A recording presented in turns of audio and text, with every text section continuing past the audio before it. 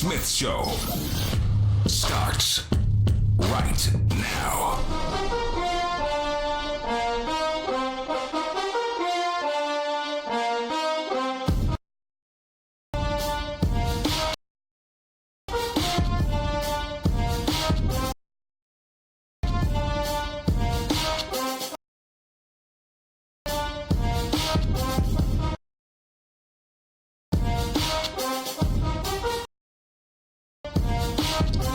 What's up? Welcome to the latest edition of the Stephen A. Smith Show, coming at you as I love to do every weekday over the airwaves of ESPN Radio, ESPN News, 250 plus markets across the United States of America, plus ESPN Radio and Sirius XM Channel 80, plus ESPN Radio simulcast over the live national television airwaves of ESPN News. Number to call up as always is 888-SAY-ESPN. That's 888-729-3776. Lots to get into today. A fantastic game at the Oracle last night in Golden State. A good game that I'm expecting tonight, game 2 of the Eastern Conference Finals between the Milwaukee Bucks hosting the Toronto Raptors. Of course, Deontay Wilder made news. The WBC, the reigning WBC heavyweight champion of the world, made news on First Take just the other day and then reiterated his comments yesterday right here over the airwaves of the Stephen A. Smith Show on ESPN Radio, talking about he wanted to kill this dude that he's about to get into the ring Saturday night at the Barclays Center against Dominic Brazil. So we'll talk about that as the show progresses today. But the one thing that I wanted to get into, is scintillating as these playoffs are, and they've been very, very impressive. I miss LeBron James. I don't know how many others do, though. As we watch these playoffs unfold and we see the Greek Freak and we see Kawhi Leonard and we saw Kawhi Leonard against Joel Embiid and those boys in Philadelphia in the second round, and we're watching Damian Lillard and CJ McCollum go up against the Golden State Warriors that knocked out James Harden and CP3 in 6 games in the Western Conference semifinals. I miss LeBron James. I think we all should miss LeBron James, because when I listened to the Greek Freak in his comments yesterday about how the path to prosperity in the Eastern Conference would have been considerably more difficult if LeBron James was here, I think he was telling the absolute truth. Because the fact of the matter is, if LeBron was in the Eastern Conference and Milwaukee had to go through them, I don't know if Milwaukee would beat them. I don't know if Toronto, even with Kawhi Leonard, would have beaten LeBron James if he was still with the Cleveland Cavaliers. I don't know that. I truly, truly don't know that. And I don't think anybody can definitively say that LeBron James would have fallen, because there's been no evidence over the previous 8 years to prove such a thing. Now, he got hurt with the Lakers last year, and he had the groin injury and what have you, and missed 17 consecutive games. And I think people have lost their damn minds when they talk about him like he's not that formidable any longer. LeBron James still averaged 27. He was still balling.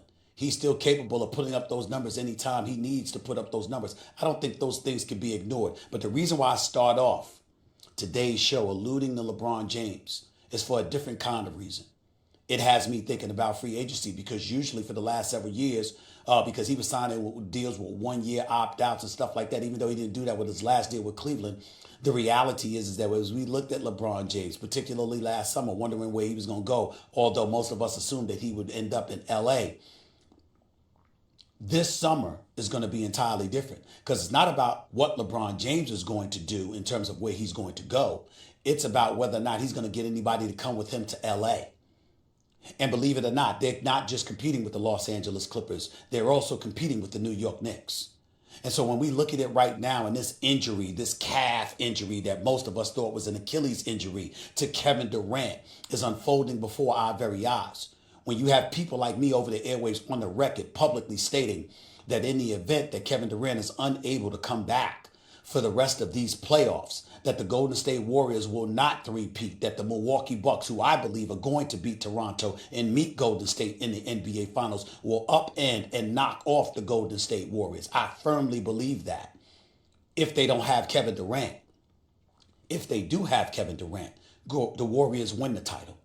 And so now that begs a whole bunch of questions. First of all, if Kevin Durant isn't able to come back for these playoffs, and we find out that the injury is far more severe than any of us anticipated, does Kevin Durant maintain the same level of value than he would have if he were healthy. I'm here to tell you, if you're the New York Knicks, you're damn right he does. Maybe if you're not the Los Angeles Lakers, because that's the year that you're asking LeBron James to wait, and that's not good. So a Kawhi Leonard, and Anthony Davis via a trade, a Kyrie Irving coming to the Lakers and being ready to ball immediately might have an elevated level of value over a Kevin Durant who wouldn't be available next season. I'm taking worst case scenario, of course, because that's not anticipated. The Golden State Warriors are still hopeful that Kevin Durant can come back for the finals, but we just don't know right now. They could be lying. It couldn't be a calf. It might be an Achilles, or it may very well be a calf injury that just needs time to heal. From what I'm hearing, Kevin Durant is looking better. He was seen walking around yesterday and standing in the hallways post-game without any crutches or anything like that. So who knows? He might be okay. But here's the point that I'm trying to make. And it's a point that I think is worth visiting. When it comes to the New York Knicks, not the Lakers, because LeBron is there. And every single game and every single month and every single season counts, significantly so. But as it pertains to the New York Knicks, I want to make sure I'm stating my position very, very clearly. If you are the New York Knicks, even if the news came down that Kevin Durant was not available for the entire 2019-2020 NBA season, and we have no reason to believe that's going to happen, but I'm just taking worst case scenario. If you told me right now that Kevin Durant was not available for the entire 2019-2020 NBA season, you know what my response to you is? So, I don't give a damn. You still give him max dollars. I don't care if you got to hire a massage therapist, a masseuse, somebody to do pedicures, somebody to give him bubble baths, somebody to carry his bags, somebody to do his, I don't give a damn what you got to do. You get Kevin Durant, even if it meant waiting an entire year for him to play for you, meaning through next season. If they came to me right now, and I was a member of the New York Knicks, I was the president Steve Mills, I was the GM Scott Perry, if I was James Dolan himself, and you said to me, Kevin Durant is not available until October of 2020, I'm telling you right now, I'm still giving Kevin Durant the max. Without blinking, without hesitation. And I'll give you several reasons why. Number one, I probably ain't getting Kawhi Leonard. Number two, Kyrie by himself doesn't cut it for me, nor Kemba Walker. I don't have a shot at Klay Thompson, okay? Kawhi Leonard ain't thinking about coming to me. He's going to the Clippers or he's staying in Toronto. He'd probably consider the Brooklyn Nets before he considered me if I was the Knicks. Kevin Durant is my hope. He's the closest thing to a savior since Patrick Ewing was drafted in 1985 for the New York Knicks. Kevin Durant is the closest thing to a savior the New York Knicks organization will have ever had since Patrick Ewing. That's how significant he is. And I challenge anybody to tell me otherwise. Who have you had since it? Bernard King was a damn good player. We know they weren't going anywhere at that particular moment in time. Then comes Patrick Ewing. After Patrick Ewing, who did you have? Stephon Marbury. You had Carmelo Anthony. None of them were considered saviors. You thought that they would come here and provide some level of excellence that would propel the New York Knicks to a postseason berth. But that was about it. You didn't expect anything from them. You didn't think they could do what you'll look for Kevin Durant to do. Not to mention the fact that whether it's Kyrie, it's Anthony Davis, or a plethora of other people, who minds playing with Kevin Durant? Who minds playing with Kevin Durant?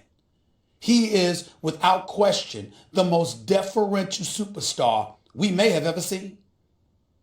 Career 49% shooter from the field. Career 38% shooter from three-point range. Career 27-point per game scorer who religiously is willing to defer to others just to play team basketball. He's that great. He's that great. And if I got an opportunity to get Kevin Durant, I'm sorry. Would I wait for him? You're damn right I would. I wouldn't think twice about it.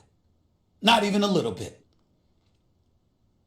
And I'm telling you something right now. New York Knicks fans, don't mess this up. I have recovered, not my voice, because it's still in recovery, but everything else about me has pretty much recovered from what transpired on that night of the NBA draft lottery.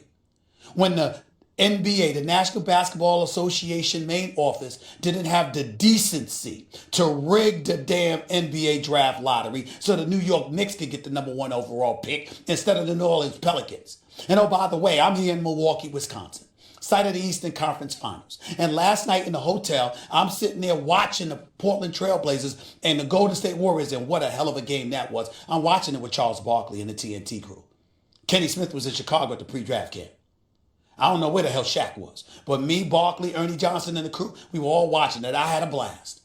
And that damn Charles Barkley, first thing he did was try to get on me because, oh my goodness, I'm rooting for the New York Knicks to get Zion Williamson. What's the big deal? You want all of these big markets and blah, blah, blah. I said, Barkley, shut the hell up. I can say that to my brother, my friend. Shut the hell up. Just because everybody ain't from Leeds, Alabama, ain't no reason for you to be hating on the big cities. I'm from New York City, baby. And the bottom line is my New York Knicks, as a New York Knicks fan, we have suffered. The level of cruelty that has been accorded to Knicks fans the world over is almost unprecedented. The New York Knicks have perpetually stunk. They have been a laughingstock, an embarrassment, the bane of our existence. Pick your poison. The level of torture that New York Knicks organization has subjected the fan base to, particularly over the past 20 years, is so criminal, so reprehensible. One would argue that from a basketball sense, if it were a crime to tease or to bother or to agitate Knicks fans, James Dolan should have been incarcerated years ago. If that were a crime. Because that's the level of cruelty that we have been subjected to as New York Knicks fans. And damn it, I'm not going to take it anymore. So we have hope. And the hope is Kevin Durant. It is time that we come to this conclusion. The hope is Kevin Durant. It's not just because of his arrival. It's because of what his arrival will breed. Who's not going to want to come and play with Kevin Durant? Who's not going to want to come and play with Kevin Durant in Madison Square Garden if that were to happen? We have to hope, ladies and gentlemen. And if the New York Knicks had gotten the #1 overall pick and Zion Williamson was coming to the Garden, or you're going to use him as trade bait to ultimately acquire Anthony Davis, the New York Knicks' future would be so bright. A city of 8.5 million plus people would have been in an uproar. It would have been great for the NBA. It would have been great to have a basketball team in the Mecca that ain't off Atlantic Avenue with a bunch of standstill traffic going on. The Brooklyn Nets have done an outstanding job. Sean Marks should be very, very proud. So should Kenny Atkinson. And until D'Angelo Russell got caught being Idiot of the Year by trying to sneak some contraband in a bottle through LaGuardia Airport, the Brooklyn Nets were practically flawless this year in terms of their effort, in terms of what their level of production was, and what hope they gave the city of New York. But we all know Brooklyn ain't really the city. We love Brooklyn, just like I'm from Queens. But the city is Manhattan. It's the site of Madison Square Garden. That's where the Mecca is. And the level, the quality of basketball that we have been subjected to is reprehensible. It's an abomination. It's an absolute embarrassment. So we know what it is. And we have to accept it. But I am telling you right now, KD is the key. And why is this relevant? Because last night, while Steph Curry was putting on his latest show, reminding us all why he's the greatest shooter on the planet, the greatest shooter that we've ever seen in the game of basketball, and the Golden State Warriors are just playing lights out. Let me tell y'all something right now. This foolery where people are acting like, oh my God, the Golden State Warriors may be better without Kevin Durant. Have you lost your ever-loving minds? Have you lost your ever-loving minds? He's Kevin Durant. Y'all know who he is. You know who he is. He's Kevin Durant. No, you're not better without him. You have to do other things. A collective assemblage of bodies have to come through for you. And that's a testament to Steve Kerr and his coaching staff for having these brothers prepared. Kevon Looney hit all 6 of his shots last night. And oh, by the way, y'all keep sleeping on Draymond Green all you want to. Draymond Green is a special, special player, particularly when he's composed and he's not getting technicals. Draymond Green is special. Draymond Green, I want y'all to sit, before y'all want to sit up there and be like, he all right, he all right. Think about all the things that he does on the basketball court. Did you watch him? If you watched this game last night, did you see Draymond Green grab rebounds and push the ball up the floor like a point guard? Did you see some of the passes that he was making? Did you see the plays that he was orchestrating? Draymond Green, as far as I'm concerned, if Dennis Rodman is in the Hall of Fame, y'all need to show Draymond Green some more love. Because no, he's not Rodman in terms of rebounding, but he defends, he rebounds, and he orchestrates your offense. Draymond Green is a jump shot away from being a perennial all-star player. I'm talking about looking at him and saying, this brother's special. There's something to be said about having that mindset and knowing what he knows and knowing what to do on a basketball court. And Draymond Green is a brilliant basketball player. He just hasn't shot the ball well, which is why he needs to work on his jump shot in the offseason religiously. But I'm here to tell you something right now. The lack of respect that is shown to Draymond Green, coached by the great Tom Izzo at Michigan State, and now the great Steve Kerr, because I do think we've reached a point where we have to start calling Steve Kerr great. Enough's enough. I love my brother Mark Jackson. I hate the fact that he set up the foundation for the Golden State Warriors and then was let go. As much as I love Joe Lacob, and that's my man, I love Joe Lacob. It's the only thing we disagree about. But there is no denying that Steve Kerr is great and that he's taken the bull by the horn and he's elevated the Golden State Warriors to the champions that they are. When you look at all the things that they do, Draymond and Steph and Clay looking gassed, and Portland with Damian Lillard and CJ McCollum, and I'm talking about Leonard, and I'm talking about Evan Turner, and I'm talking about all of these other guys and Seth Curry. Oh my God. I was so proud of that young man last night, but I'll get into that in just a minute. My point is, Portland was coming and Golden State was reeling. And they were down 15, 17 points. And then they came roaring back inside of 2.5 minutes. That's how explosive they are. But Steve Kerr had to manage minutes. He had to give them the requisite rest. Know when to put them back in. Know when to amp up the pressure. Know when to dial it back. Know who to insert. Know what their job responsibilities were and how to utilize them. You can't say enough about the job that Steve Kerr has done. Just can't. You just can't. But if you think for 1 second that Draymond Green doesn't deserve credit, you should be ashamed of yourself. He is a special, special player. He doesn't look that way shooting the basketball. Did you see him driving to the lane? Off the dribble. Off the dribble. Did you see him driving to the lane? Did you see him pushing the ball up the court? Did you see his passes? Did you see how effective he was defensively along with rebounding and banging bodies when he's clearly undersized against all of these big bodies? That is Draymond Green. And a level of appreciation that is not shown to him is actually disturbing for anybody that knows basketball. It should be, because he's a brilliant basketball player. Draymond Green is a jump shot away, with healthy legs, of course. Got to have those legs healthy. But with those legs being healthy, Draymond Green is a jump shot away from being considered a healthy, a legitimate, bona fide, perennial all-star. He's that good. He's that good. But I say all of that to say, no one's KD. And if you are the Golden State Warriors, make no mistake about it, you need KD. You need KD to make sure that you win the championship. Because as great as I think Draymond is, as phenomenal as we know Steph Curry to be, as phenomenal as we know Steph Curry and Klay Thompson to be when they are shooting the basketball, you ain't beating this Milwaukee Bucks squad without KD. They're just too big. They're too big, they're too physical, and they have perimeter shots and depth. I'm telling you right now, they will wear Golden State down. It's not that they will outplay them. It's not that they will outduel them in terms of skill. They throw too many bodies at you.